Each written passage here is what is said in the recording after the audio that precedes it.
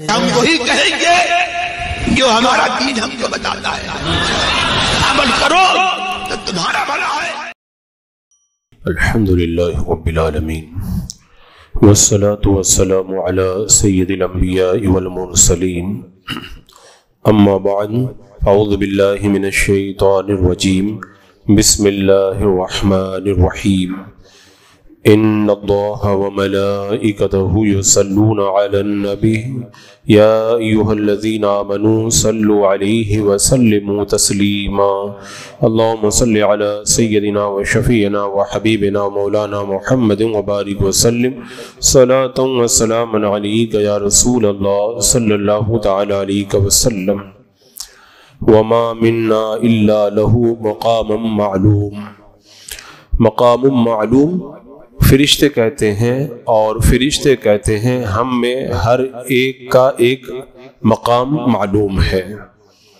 यानी ये फरिश्तों की अल्लाह तबारक व तआला ने जो ड्यूटी लगा दी है उस ड्यूटी को पूरी करते रहते हैं, और अल्लाह ने जिस मकाम पर उनको रखा है वहाँ अल्लाह तबारक व तआला की इबादत में वो लोग मसरूफ़ रहते हैं। और उन्होंने कहा कि हम सब बस्ता खड़े होकर के अल्लाह तबारक व तआला की इबादत करते हैं। कोई क़याम में है, कोई रुकू में है, कोई सजदे में है। असल में इस आयत करीमा में जो ये इरशाद फरमाया गया कि फ़रिश्ते अपने एक मकाम के अंदर इबादत करते रहते हैं, उसकी वजह यह है कि मुशरिकीन कहा करते थे कि माअज़ल्लाह फ़रिश्ते अल्लाह की बेटियां हैं, जैसा कि पिछली आयत करीमा में बताया गया था। तो माअज़ल्लाह वो ये कहते थे कि फ़रिश्ते अल्लाह ताला की बेटियां हैं। तो यहाँ पे कहा गया कि फ़रिश्ते तो अल्लाह की इबादत कर रहे हैं, और अल्लाह ताला की माअज़ल्लाह अगर औलाद होती तो वो भी तो खुदा होती, क्योंकि औलाद जो होती है अपने बाप की जिन्स में से हुआ करती है। तो फिर जब वो अल्लाह की जिन्स में से होते माअज़ल्लाह, तो फिर इबादत क्यों करते? जब वो अल्लाह की इबादत करते हैं, इसका मतलब ये हुआ कि अल्लाह तबारक व तआला औलाद से पाक है, वो अल्लाह के बंदे हैं। हज़रत अबू ज़र रज़ी अल्लाह तआला अन्हु बयान करते हैं, रसूलुल्लाह सल्लल्लाहु अलैहि वसल्लम ने फरमाया, बेशक मैं उन चीज़ों को देखता हूँ जिनको तुम नहीं देखते, और उन चीज़ों को सुनता हूँ जिनको तुम नहीं सुनते। आसमान चरचरा रहा है और उस पर हक है कि वो चरचराए। आसमान में हर 4 उंगुष्ठ की जगह पर एक फरिश्ता अपनी पेशानी अल्लाह ताला के हुजूर सजदे में झुकाए हुए है। अल्लाह की कसम, अगर तुम उन चीज़ों को जान लो जिनको मैं जानता हूँ तो कम हंसो और ज़्यादा रो, और तुम बिस्तरों पर औरतों की लज्जत भी हासिल न करो, और जंगलों में अल्लाह की तरफ फरियाद करते हुए निकल जाओ। तो हजरत अबू ज़र रज़ी अल्लाह तआला अन्हु फरमाया, काश मैं एक दरख्त होता जिसको काट दिया जाता।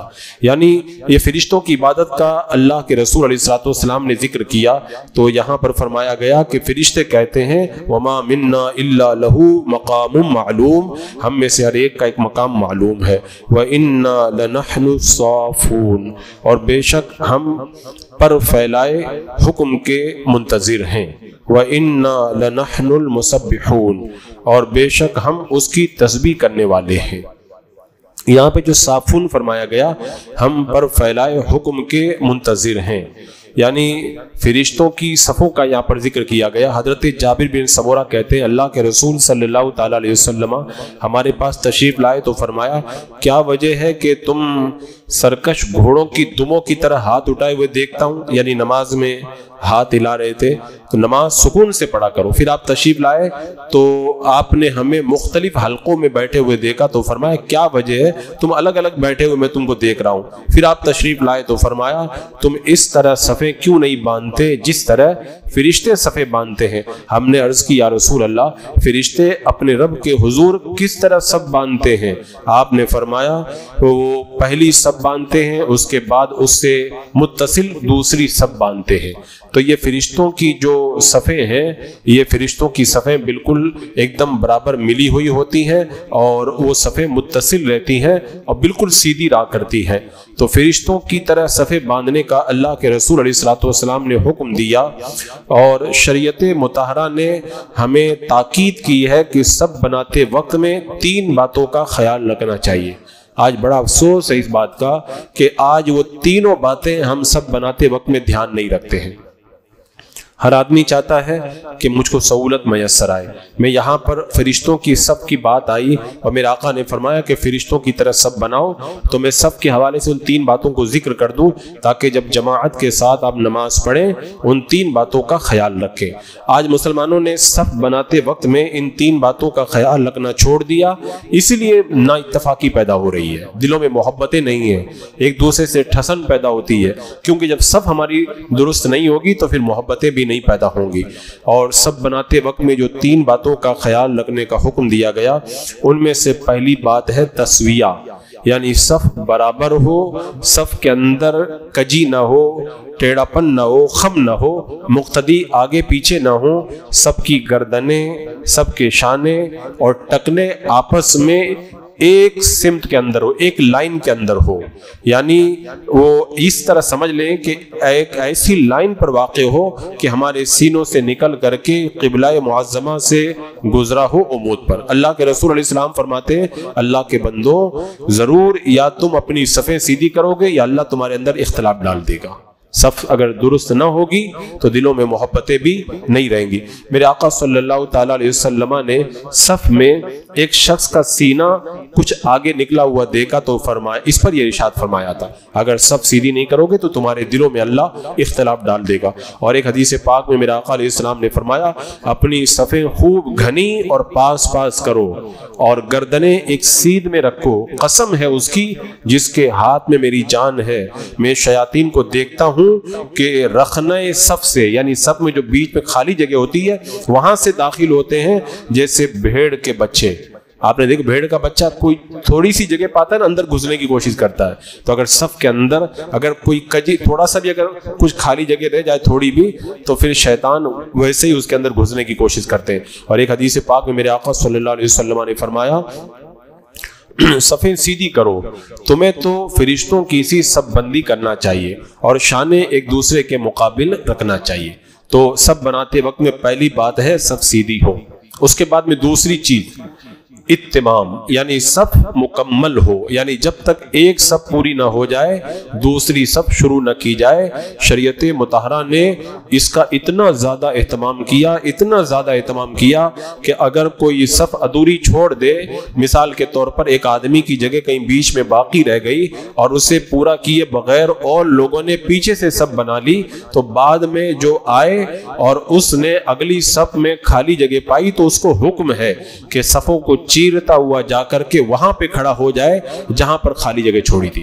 حالانکہ جو نمازیوں کی صف ہوتی ہے نا اس کا ادب کیا جاتا ہے, اس کی عزت کی جاتی ہے, اس میں غصہ نہیں جاتا ہے. لیکن اگر کوئی آگے کی جگہ خالی چھوڑ دے وہ خود ہی اپنی حرمت کو ختم کر رہے ہیں, اپنی عزت کو خود ہی ختم کر رہے ہیں. شریعت نے حکم دیا کہ آگے جائے اور آگے جا کر کے سب کو پوری کر دے, اللہ تعالیٰ اس کی مغفرت فرما دے گا. میرے آقا صلی اللہ علیہ وسلم نے فرمایا ایسی صف کیوں نہیں باندھتے جیسے ملائکہ اپنے رب کے حضور سب باندھتے ہیں. صحابہ کرام نے عرض کی یا رسول اللہ فرشتے ملائکہ کس طرح سب باندھتے ہیں؟ میرے آقا علیہ السلام نے فرمایا اگلی سب پوری کرتے ہیں اور سب میں خوب مل کر کے کھڑے ہوتے ہیں. اور ایک دوسری حدیث پاک میرے آقا فرماتے ہیں پہلی سب پوری کرو, پھر جو اس کے قریب ہو کہ جو کمی ہو تو سب سے پچھلی سب میں ہو, یعنی خالی جگہ اگر رہے تو پیچھے والی سب میں کوئی آنے والے کے لیے جگہ رہ جائے, آگے جگہ خالی نہ رہے.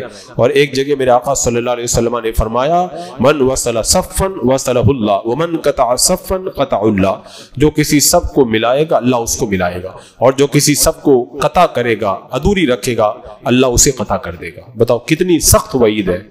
اس کو لوگ معمولی سمجھتے ہیں ارے صف ہی تو صحیح کرنا ہے, لیکن یہ سخت وعید بتا رہی ہے کہ اس کے اندر کتنا بڑا وبال ہے. ایک بار اللہ کے رسول علیہ السلام نے فرمایا جو کسی صف میں خلل دے کے, خالی جگہ دے کے وہ خود اسے بند کر دے, اگر اس نے بند نہیں کیا اور دوسرا آیا تو اس کو چاہیے کہ اس کی گردن پر پاؤں رکھ کر کے جائے, اس خالی جگہ کو پوری کر دے, اس لیے کہ اس کی کوئی حرمت نہیں ہے. یعنی خالی جگہ چھوڑ دی نا, اس بندے کی عزت ہی نہیں ہے اب کوئی. اب جو ہے اس کو گردن پہ جائے پاؤں رکھ کر کے جا کر کے آگے والی سب کو پوری کرے. اتنا شریعت مطہرہ نے حکم دیا. اور میرے آقا علیہ الصلوۃ والسلام نے فرمایا بے شک اللہ تبارک و تعالیٰ اور اس کے فرشتے درود بھیجتے ہیں ان لوگوں پر جو صفوں کو وصل کرتے ہیں، صفوں کو ملاتے ہیں، اور جو صف کا پھرجہ بند کر دے، خالی جگہ بند کر دے، اللہ تبارک و تعالیٰ اس کے سبب جنت میں اس کا درجہ بلند فرما دیتا ہے، خالی جگہ کو بھر دے تو اتنا جو ہے وہ اس کا ثواب بیان کیا گیا۔ تو دو چیزیں ہو گئی، سب کو برابر رکھیں اور سب کو جو ہے وہ ملائیں، اس کے سب کو پوری کریں جب تک ایک سب پوری نہ ہو جائے دوسری سب نہ شروع کریں، اور تیسری بات خوب مل کر کے کھڑے ہوں، یہ بھی ضروری ہے، یعنی شانہ شانہ سے مل جائے۔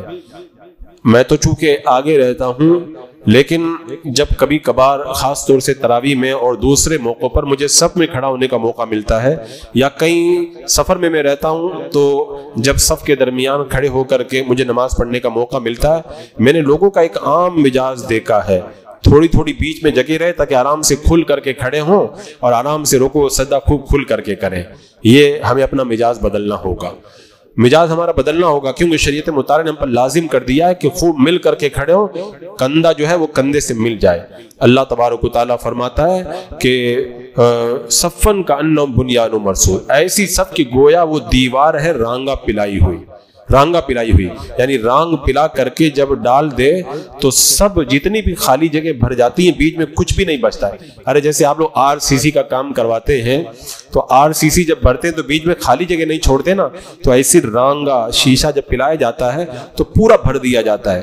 تو ایسی سب باندھنے والوں کو اللہ تبارک و تعالیٰ دوست رکھتا ہے، اور حدیث پاک میں اس پر حکم بھی آیا۔ ایک جگہ اللہ کے رسول علیہ السلام نے فرمایا اپنی صفیں سیدھی اور خوب گھنی کرو کہ میں تمہیں اپنی پیٹھ کے پیچھے سے بھی دیکھتا ہوں میں تمہیں۔ تو یہاں پہ رب تبارک و تعالیٰ نے فرشتوں کی اس بات کو ارشاد فرمایا کہ وَإِنَّا لَنَحْنُ الصَّافُونَ، بے شک ہم پر پھیلائے حکم کے منتظر، ایک دم سب بنا کر کے، وَإِنَّا لَنَحْنُ الْمُسَبِّحُونَ، اور بے شک ہم اس کی تسبیح کرتے ہیں، وَإِن كَانُوا لَيَقُولُونَ، اور بے شک وہ کہتے ہیں لَوْ أَنَّ عِندَنَا ذِكْرًا مِنَ الْأَوَّلِينَ لَكُنَّا عِبَادَ اللَّهِ الْمُخْلَصِينَ، بے شک وہ کہتے ہیں کہ اگر ہمارے پاس اگلوں کی کوئی نصیحت ہوتی تو ضرور ہم اللہ کے چنے ہوئے بندے ہوتے، فَكَفَرُوا بِهِ فَسَوْفَ يَعْلَمُونَ، تو اس کے منکر ہوئے تو عنقریب جان لیں گے۔ یعنی کفار مکہ میرے آقا صلی اللہ علیہ وسلم کے آنے سے پہلے کہا کرتے تھے اگر ہمارے پاس کوئی نبی آتا، شریعت کے احکام لے کے آتا، ہم اس کی پیروی کرتے، تو جس طرح پہلی قوموں کے پاس رسول آئے اگر ہمارے پاس آ جائے نا، ہم تو پورا اس کے قول کے اوپر عمل کریں گے۔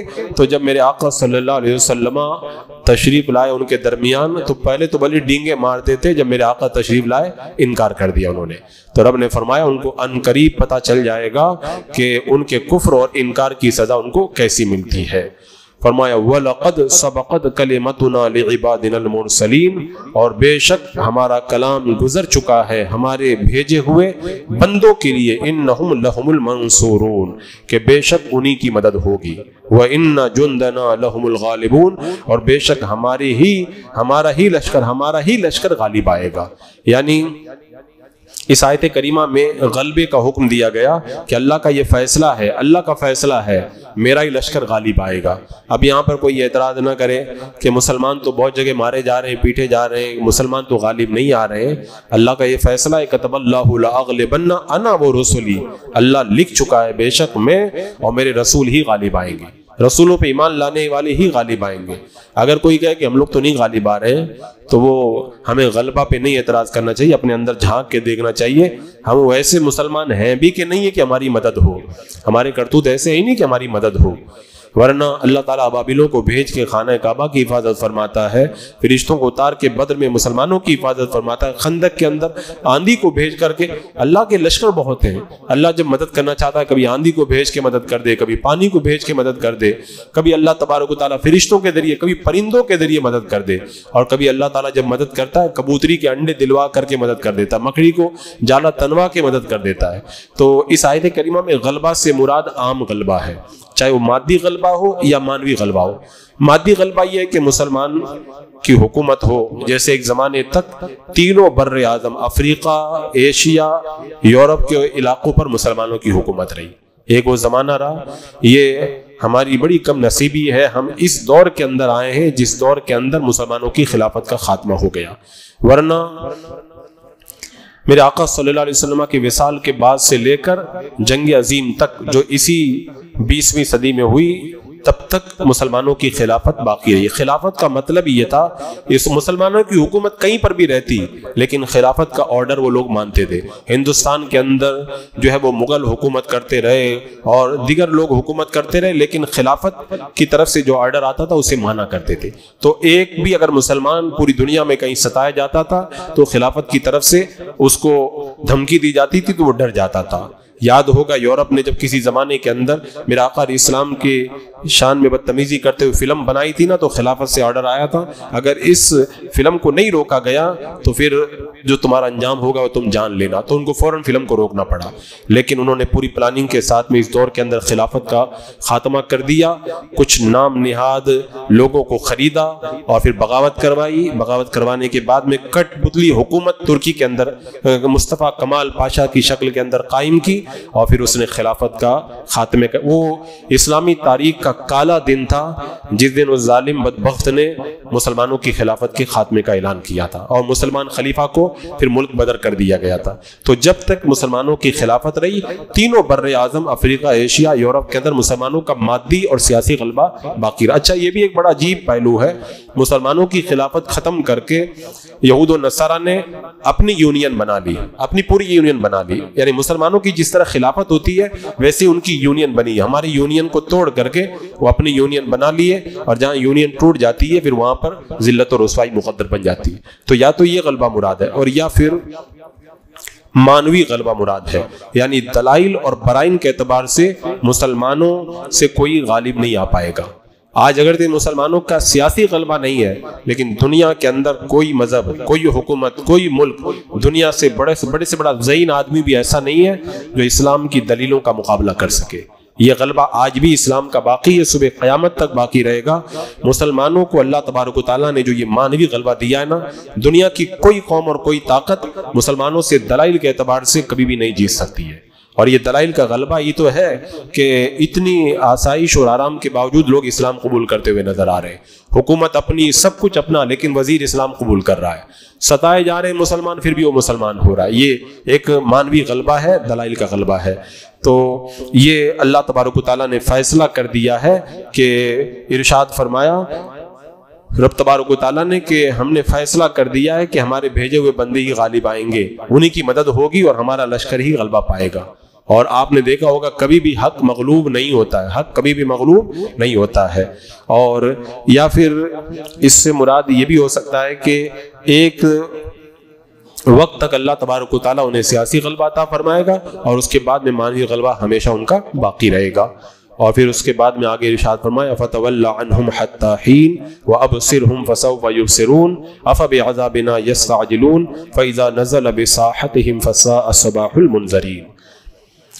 فرمایا کہ تو ایک وقت تک ان سے منہ پھیر لو اور انہیں دیکھتے رہو کہ عنقریب وہ دیکھیں گے تو کیا ہمارے عذاب کی جلدی کرتے ہیں، پھر جب اترے گا ان کے آنگن میں تو ڈرائے گیوں کی کیا ہی بری صبح ہوگی۔ یعنی ارشاد فرما دیا گیا کہ ایک وقت معین تک ان سے درگزر کرتے رہو، ابھی جہاد کا حکم نہیں آیا ہے اور ہمارے وعدے پر بھروسہ رکھو، لیکن جب ان کی زیادتیاں ان کی بڑھ گئی تو پھر اللہ تبارک و تعالیٰ نے جہاد کا حکم نازل فرمایا۔ فرمایا آپ دیکھتے رہیں کافروں کو بعد غزوات میں قتل کیا جائے گا، قید کیا جائے گا، میدان جنگ میں ان کا چھوڑا ہوا سامان مسلمانوں کو مال غنیمت پر ملے گا، اور پھر بعد میں اللہ تعالیٰ نے مسلمانوں کو یہ غلبہ عطا فرمایا۔ مکہ میں مسلمان ستائے جاتے رہے، دیکھتے رہے کہ کیا کیا ظلم ہو رہا، سارا ظلم دیکھا، لیکن اللہ نے فرمایا پھر ہم ان کی گرفت کریں گے۔ رسول اللہ صلی اللہ علیہ وسلم کفار مکہ کو عذاب سے ڈراتے تھے اور ان کو سامنے کے عذاب کو آتا دکھائی نہیں دیتا تھا، وہ کہتے تھے کون سے عذاب کی آپ بات کرتے ہیں، عذاب لے کر کے تو آؤ۔ تو رب نے ارشاد فرمایا فَإِذَا نَزَلَ بِسَاحَتِهِمْ فَسَاءَ صَبَاحُ الْمُنذَرِينَ، پھر جب اترے گا ان کے آنگن میں تو ڈرائے گوؤں کی کیا ہی بری صبح ہوگی۔ اور پھر اللہ تعالیٰ نے ہر کام کا ایک وقت بنا کے رکھا ہے، تو ایسے ہی عذاب کا بھی ایک وقت ہے، رب نے فرمایا وہ عذاب آئے گا تب یہ لوگ دیکھ لیں گے۔ حضرت انس کہتے ہیں رسول اللہ صلی اللہ علیہ وسلم رات کے وقت میں خیبر پہنچے، اور جب آپ کسی قوم کے پاس رات کو پہنچتے تھے تو صبح ہونے سے پہلے حملہ نہیں کرتے تھے۔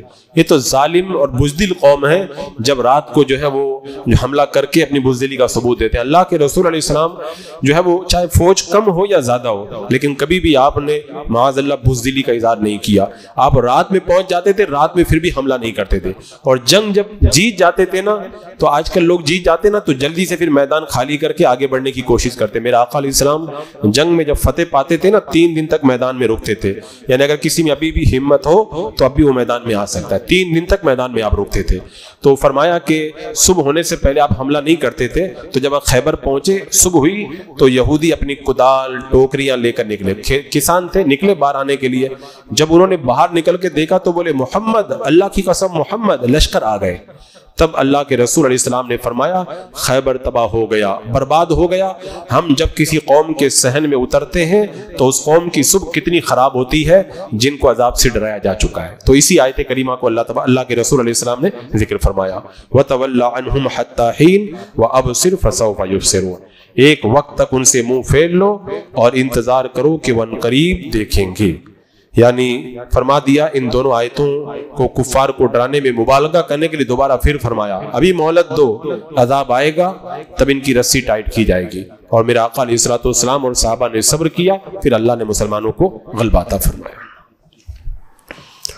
بسم اللہ الرحمن الرحیم، اللہم صلی علی سیدنا مولانا محمد وبارک وسلم، صلاۃ و سلام علیک یا رسول اللہ، یا اللہ یا رحمان یا رحیم العالمین۔ اپنے محبوبین کے صدقے میں اعمال صالحہ کی توفیق عطا فرما، قرآن کا نور مولا ہمارے سینوں میں داخل فرما دے، اے اللہ شریعت مطہرہ پہ چلنے کی توفیق عطا فرما، عالم اسلام میں مسلمانوں کی خیر فرما، اے اللہ غزہ فلسطین کے مظلومین کی مدد فرما، اسرائیل اور اس کے ہمنوا تمام ظالموں کو مولا نیست و نابود فرما دے۔ ربنا تقبل منا انك انت السميع العليم وتب علينا انك انت التواب الرحيم، ان الله وملائكته يصلون على النبي يا ايها الذين امنوا صلوا عليه وسلموا تسليما۔ اللهم صل على سيدنا وشفيعنا وحبيبنا ومولانا محمد وبارك وسلم، صلاة وسلام عليك يا رسول الله، سبحان ربك رب العزة عما يصفون، والسلام على المرسلين والحمد